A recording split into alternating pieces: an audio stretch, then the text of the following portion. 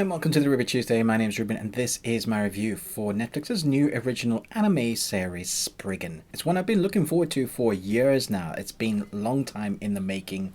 2 years ago, I saw it coming out. They had advertisements. We thought it was going to be released, and then we kept on having to wait. I'm guessing some of that is to do with the creativity, how long the episodes are, and COVID. But is it worth your while? Should you be watching? Let's jump in and find out. An ancient alien civilization's relics on Earth hold dangerous powers. The Arkham Corporation's Spriggan agents must keep them out of the wrong hands. Okay, so there's 6 episodes, 45 minutes apiece, which is unusual for anime in itself. We could have had 12 episodes at about 25 minutes apiece, but instead we've done kind of like the binge episode length for a series. Netflix do a lot of 6-episode series, but this is anime. And the things you're going to be asking yourself is the story any good? Are the characters any good? Is the animation any good? And when there's action, is the action any good?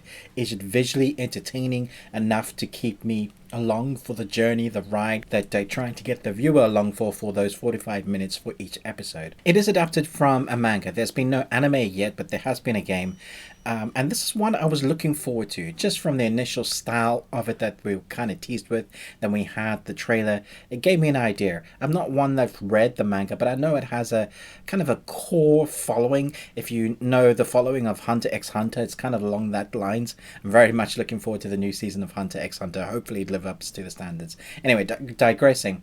So I went into this with kind of like, is this going to be good as my expectation? Our Spriggan hunters are the guys that are part of this organization that have to stop these relics from getting into different government bodies.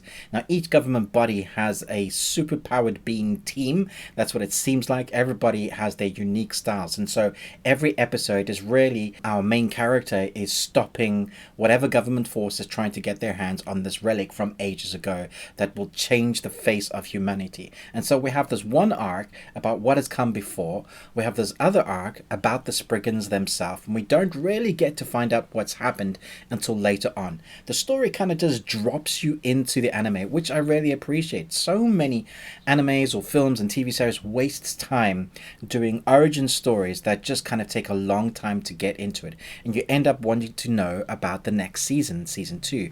Rarely it feels like they've dropped us into the beginning of season 2, and you have to kind of pick up along the way what's going on. So they don't waste any time with kind of previously in my life, this is what happened. We are dropped into the action straight away.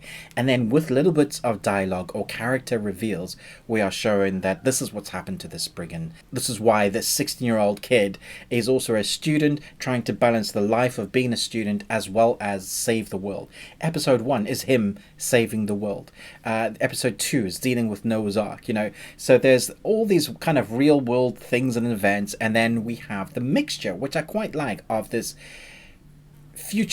past futuristic civilization with technology that is kind of influencing Earth now, as well as spiritual supernatural elements. And so we have that mishmash of great action, supernatural modes. It's like a really great escape and adventure, and our protagonist, although powered with amazing kind of Guyver mechanoid suits that are like exoskeletons, there is this, will they survive because they still feel like the underdogs? Everybody they go up against is as strong or stronger or has weird abilities. And it's up for our main protagonist with his teammates that occasionally pop up. You do wonder why they don't pop up more, to kind of foil the bad guys' plots from taking this technology.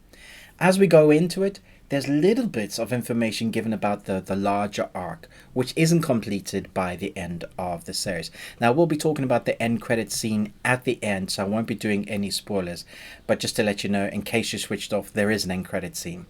So the 6 episodes are very binge-worthy, mostly because they have these individual stories that you could watch one at a time, but because there's a larger arc, you kind of want to know about our character. Where has he come from? How did he get that suit? Why did they choose such a young kid like 16 to kind of ruin his life? How did he become a Spriggan? And then you see little bits of information like how he was trained, who trained him, I guess the corporation that he works for. Are they as good as they make out to be? Are they really the guys trying to take all this technology and stop other people from getting it? Or is there an ulterior motive along the way? So you're trying to figure that out. You're playing a little bit detective. Along the way, there is this kind of archaeological storyline, which I really appreciated. this anime draws from so many themes. It's like Akira meets Ninja Scroll meets Hunter x Hunter meets Indiana Jones. There's these things that it keeps pulling from, and I think it doesn't just like steal from them. It just takes that kind of really great moments, kind of pays homage to those, but also is a manga that's fairly old, so it's been doing its own thing for quite a while. I think the voice work in both the original language and dubbed in English is very well done. I watched kind of bits of both and both just to test the waters. I think you do have to read fairly quickly, so if you don't like reading subtitles, English is going to be just fine for you. The score is great. It doesn't overstate its welcome, isn't blaringly loud in front of the dialogue. There isn't an audio imbalance sometimes, especially these days in TV series and movies. There's this, you play dodgems with the sound and the dialogue on your remote. You're having to go up and down because the sound is so big, but you can't hear what the people are saying. Prime example is Tenet. You have to kind of watch Tenet now with the subtitles on to understand what even they were saying at the beginning of the movie. I didn't understand the first time I watched it. Second time I watched it, put the subtitles on. Well, oh, cool, that's where you're going.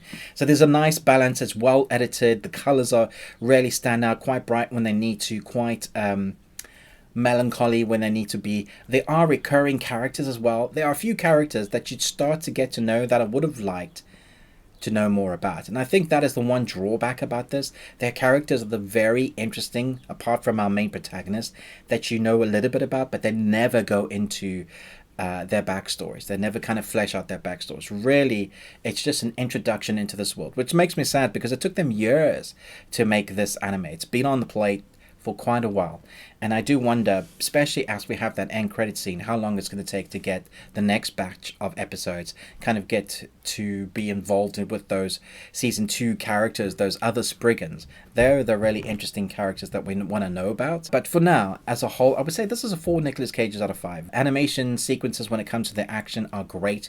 It's fast, frenetic movement, but you get to see everything. All the action is on screen, and it's just a lot of fun to watch.